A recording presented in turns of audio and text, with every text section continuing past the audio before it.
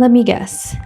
You've gone around trying journaling, but every time you find a prompt, you find that it's face value or it's already answering questions you know without getting down to the root of the problem. I've been there multiple times, and it's one of the reasons I've been in and out of journaling. I never felt attached to my responses because they were never the ones that I needed. So, let me help you with that. Hello, love, and welcome back to my channel. If you don't know who I am, hi, I'm Kristen. I'm a 22-year-old girl creating self-love diaries for the world to see. Journaling has been around for a while now, and it's still really popular to this day.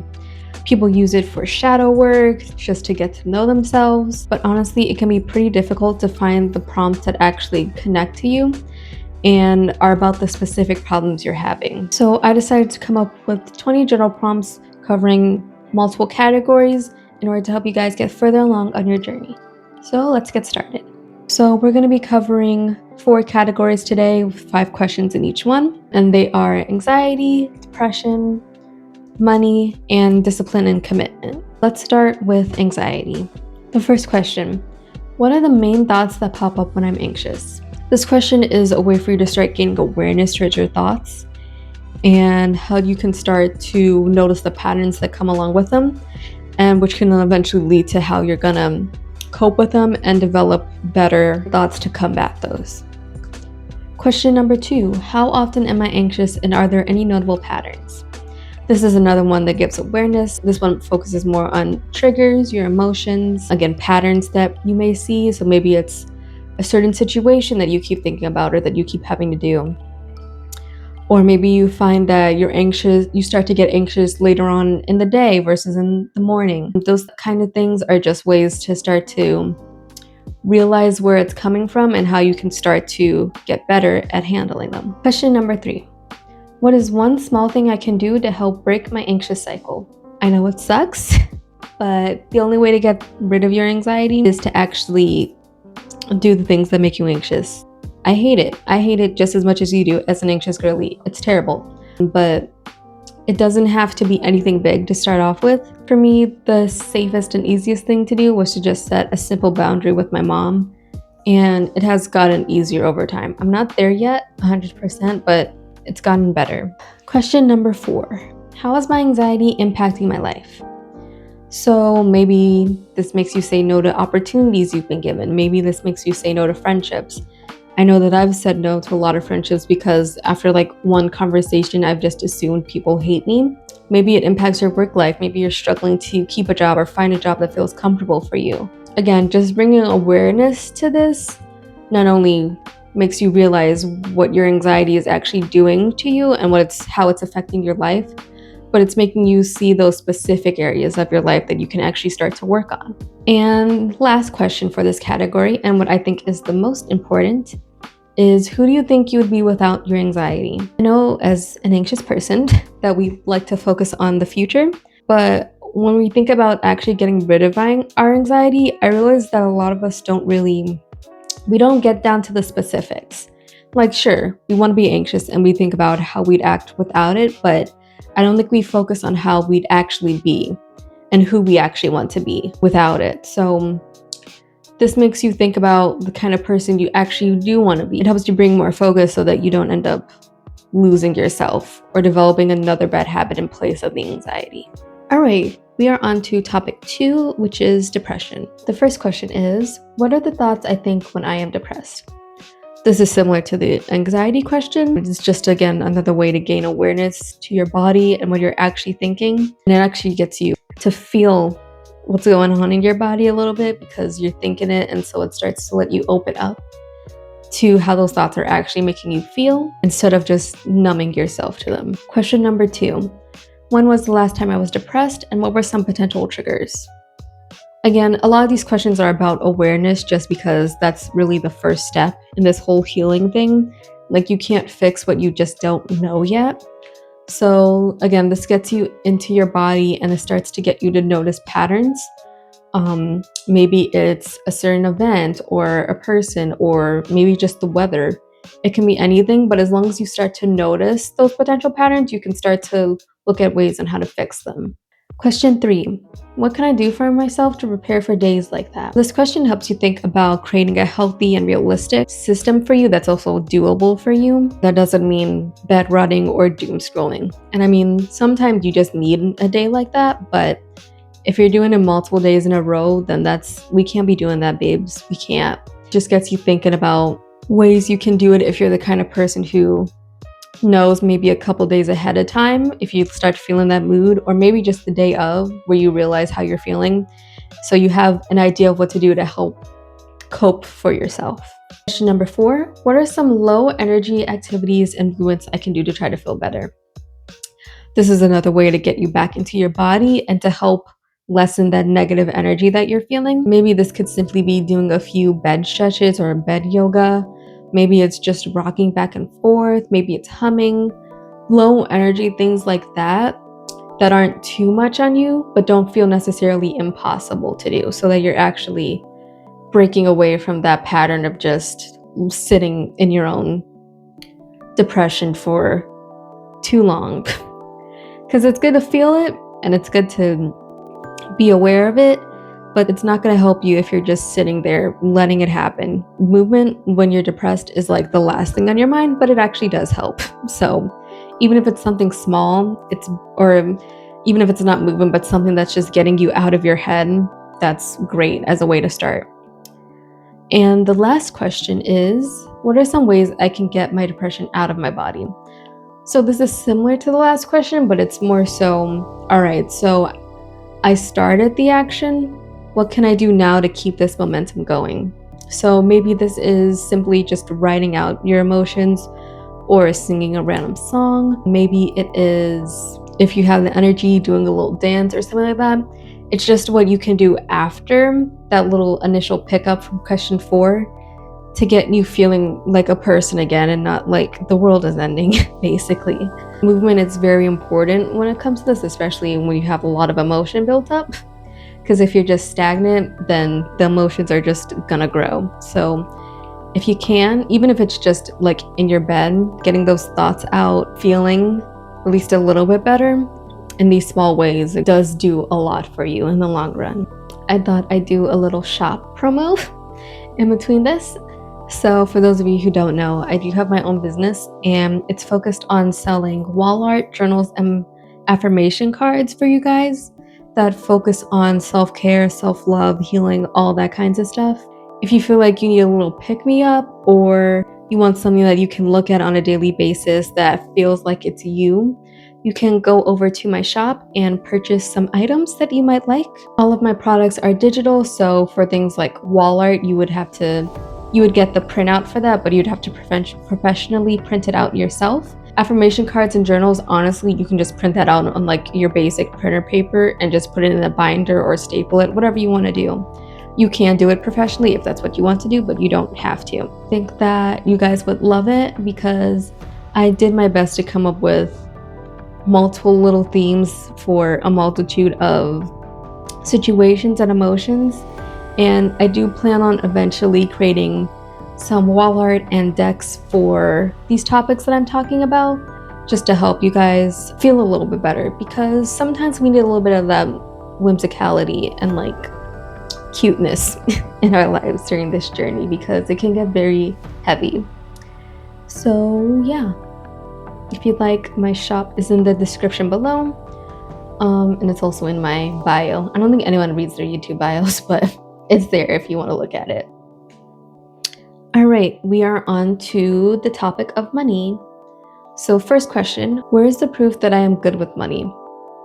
So this question is to like ease you in, because talking about money makes a lot of people uncomfortable for a multitude of reasons. So it's good to look at the positives first in the situation and kind of get out of your head in assuming that you're just absolutely terrible with money and like you're gonna be broke forever, because that's not true. And this can be literally anything. It could be you save every once in a while. It can be just the fact that you're thinking about this. It's the fact that you answered the prompt or you read the prompt. Anything. It just shows yourself that, hey, it's not as bad as it could be. Now, the second question is, Where can I handle my money better? While it's good to look at the positives, it's also good to be realistic and realize where the problem areas are so that you can fix them.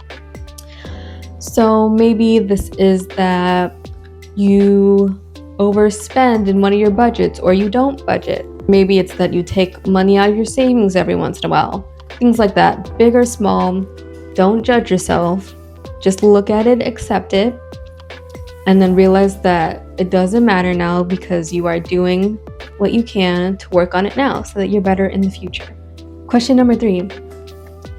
What emotions come up when I think about money or when I look at my bank account, etc., and why? So pointing out these emotions helps us understand them and how to actually calm them down when we feel them. And it also gets you thinking, hey, why do I feel this way? What is it about this that makes me feel dread or anxiety or shame? And maybe it's because you know that you overspent, or it's just generational fear or hatred of money that makes you automatically tense up. It's just things like that that help you start noticing those patterns. We love the patterns and we love the awareness in this video, apparently. Question 4, what is one small thing I can do now to manage my money better? So it's good to keep this short and simple and pretty easy. This way you're not overwhelming your system and doing too much all at once where eventually you'll give up, or if you make a mistake, you'll go backwards, things like that.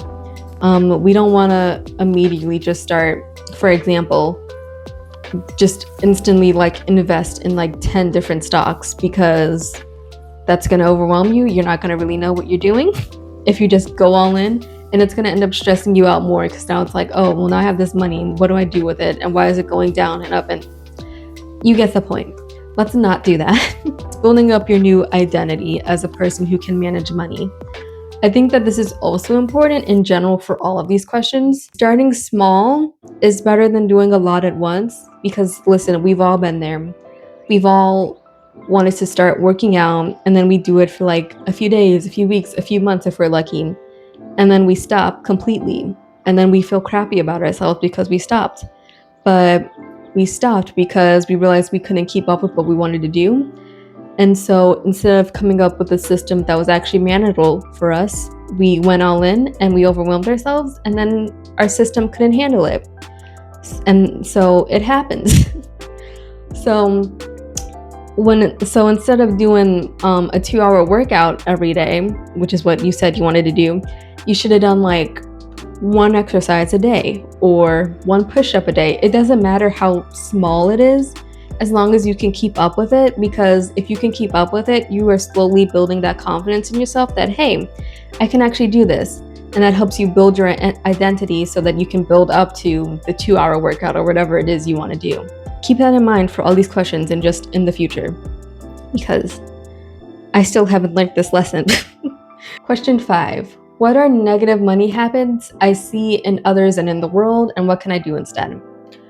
So this is just a way for you to realize things that you might not like in the world or what you see in general, so that it kind of creates a foundation of things you don't like or what you want to look into maybe.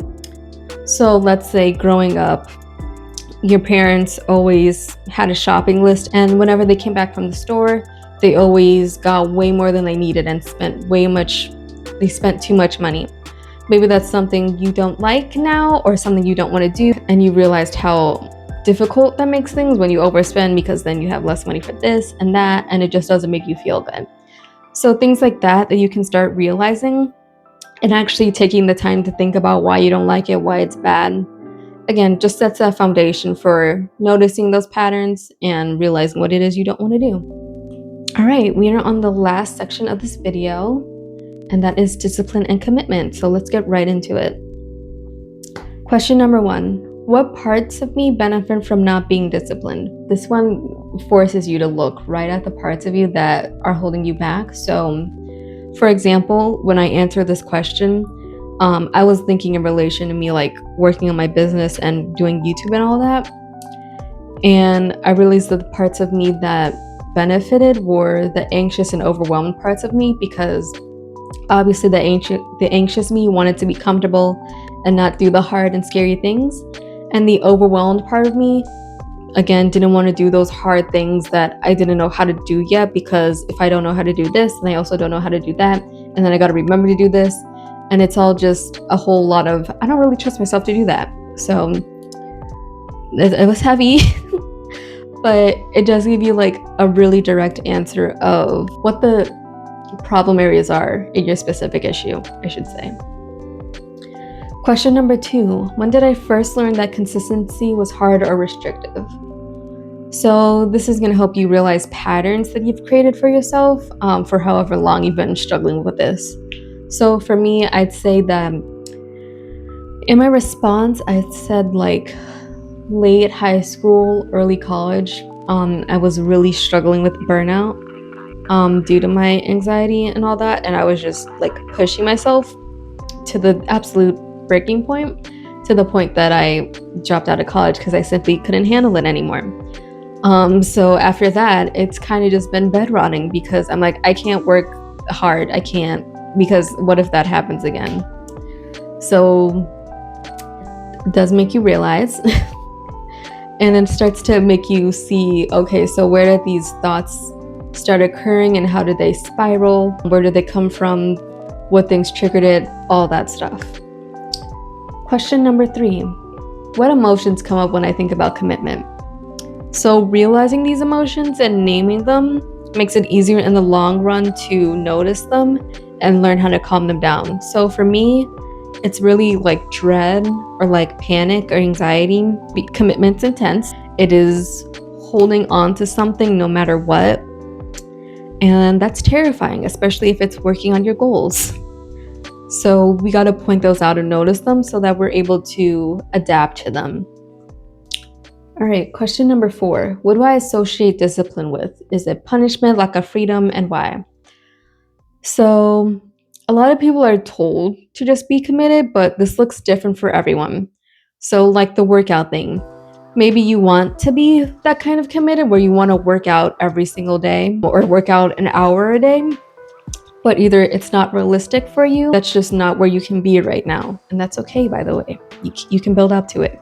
We got to realize what it is we're actually able to do right now that fills us up and doesn't drain us. Like we gotta start small. So again, instead of working out for an hour a day, it's just 1 push-up maybe, or 5 minutes of stretching or something like that. And I do want to mention just at the end of this video that don't let other people judge you or tell you that you're not pushing hard enough, because listen, we're all living our own lives, so it doesn't really matter what other people think, because you're doing you and you're actually doing what's sustainable to you. So please remember that and don't do too much. All right, so I hope some of these helped you at least a little bit, and let me know if you liked this video so that I can make more. I actually did have fun making this video, even though this is my second time recording it, because again, as you can see, I have a mic now, and I was recording it with the mic, but the audio didn't record because I was in the wrong camera setting, which I had to look up, and I was very sad. But listen, at least it was a little more polished, kinda. Was it? I don't know. But we'll see when we edit. Maybe I can make it better, hopefully. Feel free to share some prompts that you've used in the past that worked for you, and just tell me what you liked, what you didn't like about this video, because I'm really trying to learn here and I need to hear your guys' opinions. So thank you guys, and I will see you soon. Bye.